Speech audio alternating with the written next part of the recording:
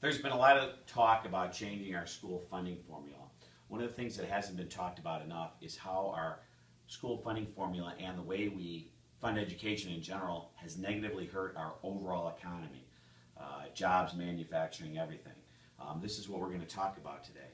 Specifically, we're going to talk about something called negative economic feedback loops. Negative economic feedback loops. I like to refer to them as NEFL zones. So what is a NEFL zone? We have areas in the state with high property tax rates. And there comes a point when you get to high property taxes, businesses start to move. Now there's a lot of things that are causing high property taxes. We talk about the units of government, we talk about unfunded mandates, all sorts of things. But the number one thing that drives up your property taxes, as everybody knows, is school funding. So once you get to a certain point on that school funding, businesses start to move. What happens when businesses move? Well, there's less people and less entities and less property value to pay for education, the other things that government does. So that causes higher property taxes per household and business, which then causes more businesses to move, which then causes higher property taxes. So you have these NEFL zones where the property taxes have reached a point where it's almost impossible for a business to justify opening a business there. Let's take the south suburbs. I grew up in the south suburbs. You have double-digit property tax rates in the south suburbs. In my hometown, you have a 13% property tax rate. You open up a $200,000 light manufacturing business, you're going to pay $26,000 a year in property taxes. Your property tax bill is much bigger than your mortgage. You come out to where we're standing now, you might have a 3% property tax rate. Then you go towards downtown Naperville, you might have under a 2% property tax rate. So let's think about this. You look at the south suburbs, you have access to rail, access to the expressway, you have a workforce ready to work there with a slightly higher unemployment rate. You have everything that a light manufacturer or a warehousing company that somebody would want to go there and build, except the property taxes make it an economic possibility to make the numbers work. Whereas you come out here, more of a middle class area, you have a 3% property tax rate, or a higher income area like Naperville, you have an under 2% property tax rate.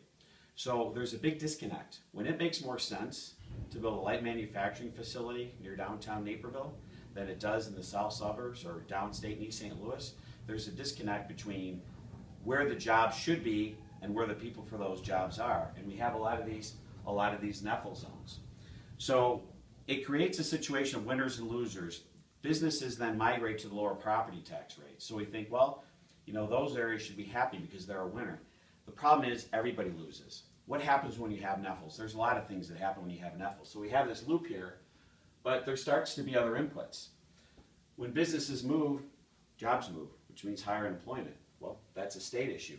You have higher unemployment, you get things like higher welfare costs, higher crime, higher Medicaid costs. All those costs are borne by everybody. So NEFL zones, while it creates temporarily winners and losers, is kind of bad for everybody.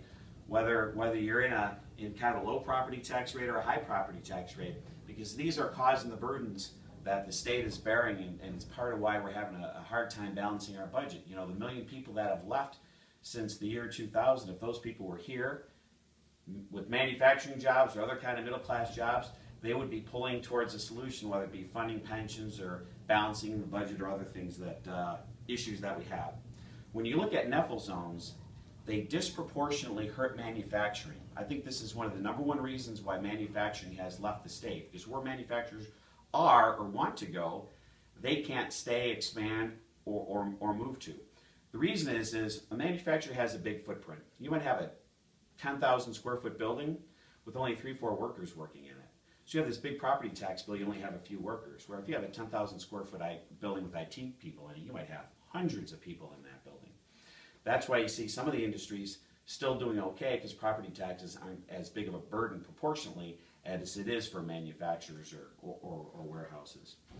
NEFL zones are bad for startups. When you're starting a company and you're not making very much money, you don't have an income tax bill. But guess what? You have that property tax bill. It also hurts, especially like during the last downturn, and I can think of clients I've had where they had a big property tax bill. They weren't making very much money, but they're still paying taxes because we fund so much of education through property taxes instead of income taxes. So when businesses struggle, they can't afford to stay in these NEFL zones. They're forced to leave. Whereas if they weren't in a NEFL zone with lower property taxes, there might be a way for the business and those jobs to stay within the state. You know, you look at what happened in the early 2000s We had massive growth out here in Will and DuPage County. Here's the reality though, we didn't have massive growth in the state. You had people leaving Cook County, moving out west. It wasn't because of population growth, they were fleeing NEFL zones. Businesses were moving, so were people that didn't want to deal with the high property taxes and wanted to go move for the opportunity for jobs. So what happens there? We had to spend a lot of money on infrastructure, not because of population growth, but just because of population shift. That means new schools, new roads, new sewer lines, all this. So we're spending money on all these new things, even though we haven't had population growth on these things. We're leaving infrastructure that's good to go. So what's happened is the state of Illinois is almost starting to become a NEFL zone, a negative economic feedback loop. We need to become a positive economic feedback loop. The way to do that is to find a different funding source for education other than property taxes. Property taxes are hurting the economic growth of the state. School funding is the #1 driver of property taxes. We need to find a way to turn all these NEFL zones into PEFL zones. Thank you very much.